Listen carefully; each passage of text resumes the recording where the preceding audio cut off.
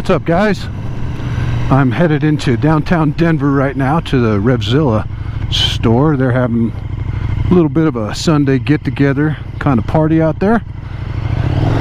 So I thought it would be a great opportunity to do a long-term review on my 1290 Super Duke. And just to cut through all the suspense, I'll start with the most obvious question first. Am I still happy with it? The answer to that is a resounding yes. I couldn't be more happy with it. Now, I've owned the bike for just over 2 years now, and let's see how many miles do I have on it. I've got about a little over 7,400 miles, which I know that in 2 years that's not a whole lot of miles, but I've also got, a few other bikes that I ride, number one, and number two, I live in Colorado. So the riding season tends to be a little shorter than a lot of other places you might be riding at, right? Now let's go over what I've done to the bike since I've got it. Not a whole lot. The biggest performance mod that I'd made is I put a SC Project slip-on, and honestly, because that's really the only options there are right now for the Gen 3 Super Duke. Nobody's making a mid-pipe or a cat delete, if you will. So I haven't been able to do that, and I don't know. I'm not ready to spend the dough that you have to spend on an Akrapovic, full titanium raced exhaust or whatever. The other performance mod that I've done is I changed over to a 520 pitch chain and sprockets, and I went one tooth down in the front sprocket. I got rid of the factory KTM WP steering damper. It was a piece of crap. I bought one from an Italian race parts manufacturer called Muapo, and it is a adjustable and progressive steering damper. I really like it a lot. I put some KTM anodized orange caps on my master cylinders for the brake, and maybe you can see it there for the clutch lever. What else have I done? I put a tail tidy kit from Rottweiler Performance. Well, it wasn't from Rottweiler Performance, but I bought it from Rottweiler Performance. So I put that on the back because, let's face it, the factory unit was ugly. And then one of the biggest improvements I think that I've made to the bike is I put a set of Gillis Engineering rear sets on. Very adjustable and very good looking. I think they really complement the look of the bike a lot. So, as you can see, I'm doing, roughly 85 miles an hour on a highway out here in Colorado. So it's windy, but the wind that you feel on your chest is a very clean wind. I was riding a ZX-10 the other day, and even for a full fairing bike, and I'm taller, so that does make a difference, but man, I was buffeting all over the place. I'm super comfortable, super happy with the ergos on this bike. Even as tall as I am, my legs are always comfortable, my butt is comfortable, the handlebar position is very, very comfortable also. I'm just super happy with the bike in general. So one of my favorite features, you wouldn't think it would be on a Super Naked, but one of my favorite features of this bike is the cruise control. It's pretty good. I mean, it's not perfect. The bike will definitely slow down 4 or 5 miles under what you've got it set for before it realizes it, and then adjusts. But you know, going down a straight stretch of highway like this, it's really perfect. You know, it just I got rid of the factory mirrors and put these bar end mirrors on. They're pretty good. I just like the way they look. Now you do get, you know, you lose your shock absorbers, your vibration dampers on the end of your bars, but honestly there's only a couple of different like RPM spots where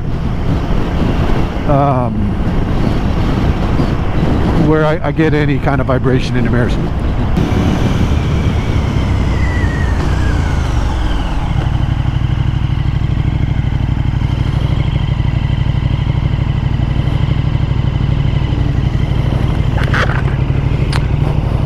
But where this bike is definitely the most fun, well, one of the places it's the most fun, is definitely on the city streets, going light to light. It's just so powerful, and it accelerates so effortlessly.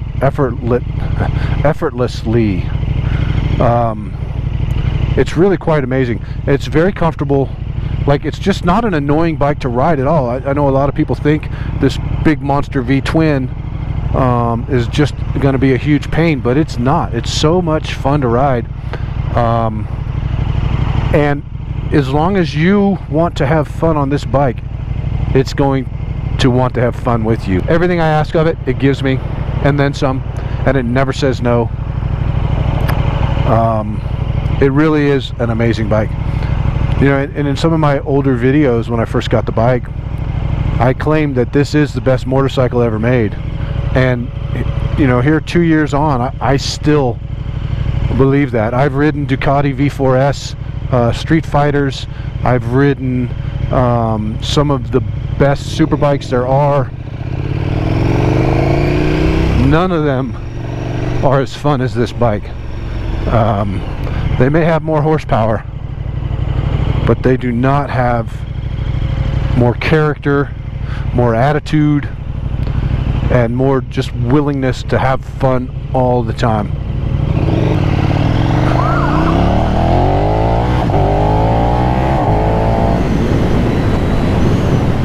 So much power available all the time. I honestly think that you could ride this bike in third gear and never shift, honestly. I mean, it would definitely take off from third gear. You'd have to feather that clutch quite a bit, but third gear is all you need. From anywhere from 20 miles an hour to 80 miles an hour, you can just leave it in third gear and you've got the pickup you need, you've got the passing power you need, whatever it is. Let's see, I'm in third gear doing 30 miles an hour. I'll just do a 3-second roll on. So let me see if I can get it down to 30 here. And here we go. 1,000, 2,000, 3. So 30 to 60 in 3 seconds in third gear. I mean, that's what more do you need, man? All right, well, I'm gonna go and check out this party, and I will get back with you here shortly.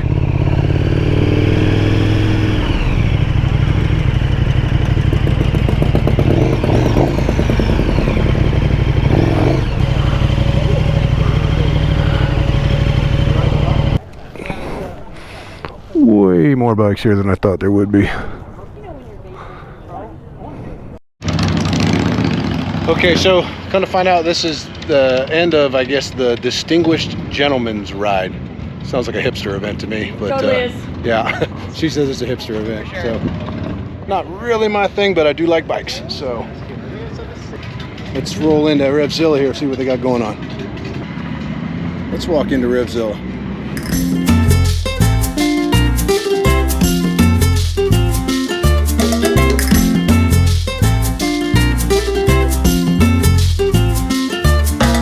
Chairs are on the table, the floor has been swept, it's closing time.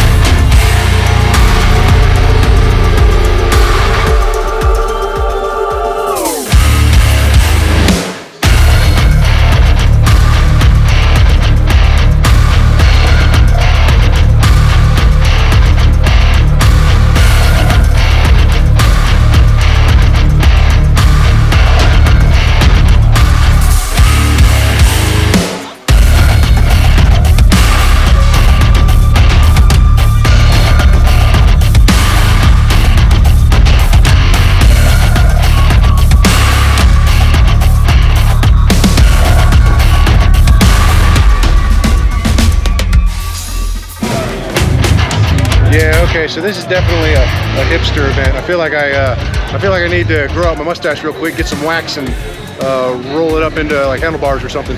But nonetheless, super cool bikes out here for sure.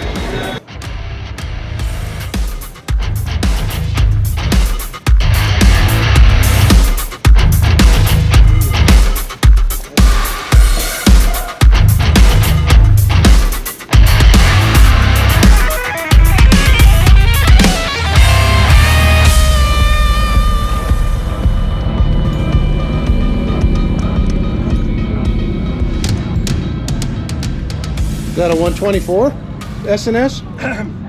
It's a 2 litre, it's a 90, 2 litres basically, SNS engine, yeah. The big X-Wedge. Okay. Wow. That is something. How fast have you had it? Do you take it up that fast? About 135. 135, really? They'll do about 140, 145. You're kidding. Like that. Yeah. Wow. Man, that's a cool ride right there. For my sins. What's that? For my sins. Right, right. Yeah, that's nice. That's it. Oh, and you have a good one. Yeah. You can always count on the Brits to have the most stylish stuff, huh? Well, it looks like a couple of other Super Dukes have made it to the party here, a little late, but that's okay.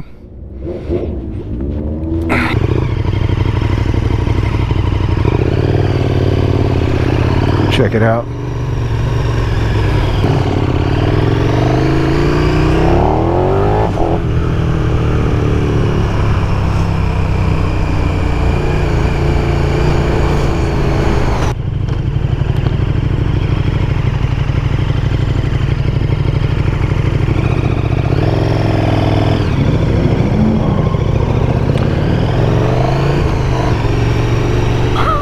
It's always so funny being downtown, man.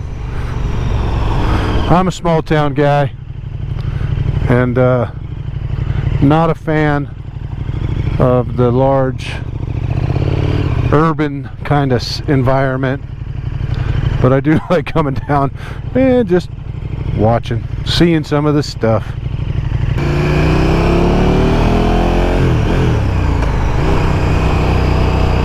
There's Coors Field.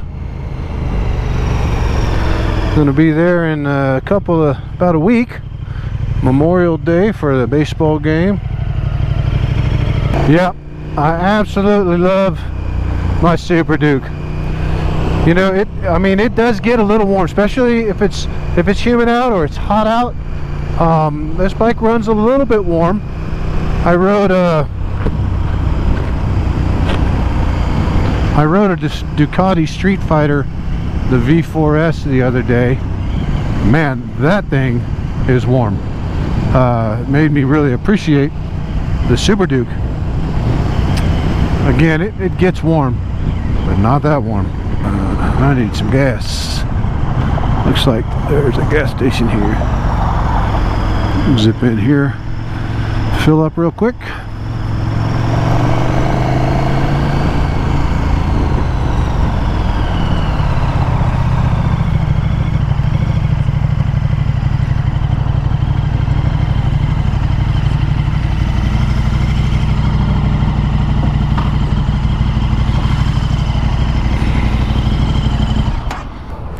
So one of the nice things about the Super Duke is that the gas cap is electronic. Right? So it's, as long as the key fob is within the right proximity, you just open up the gas cap. If there's no key fob, it won't open. So theoretically, can't steal gas out of this thing.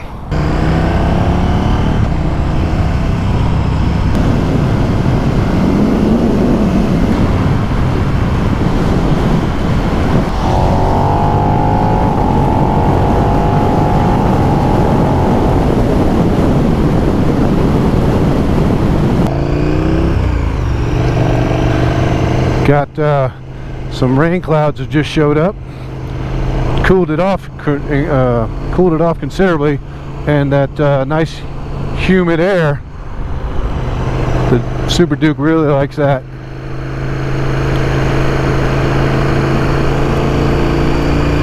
So I have not had the opportunity yet to take this down to sea level, which I can only imagine what a beast this is at sea level.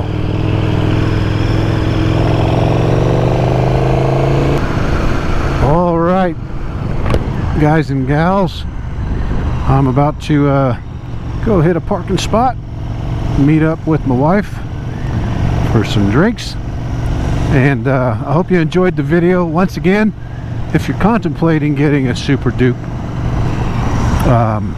you're not going to hear a bad word about it from me. I encourage you. Some will say that it's not for a beginner rider. I'd say it's not for a first-time rider for certain. But if you've got a year or two riding, it's going to be a lot more than you'll be able to handle if you're not careful. But if you can control yourself and keep control on that throttle hand right there, it can be very tame. Can also be very wild when you want it to be, which is what I love about the bike. Okay guys, that's it for the video. Thanks for tuning in and watching it. I really appreciate it. If you liked it, please give me a big thumbs up. If you're so inclined, I would appreciate it if you would subscribe to the channel, hit that notification bell so that you get alerted whenever I put out any new product. And I hope you have a great day, and I also hope to run into you out on the road one day. Take care now.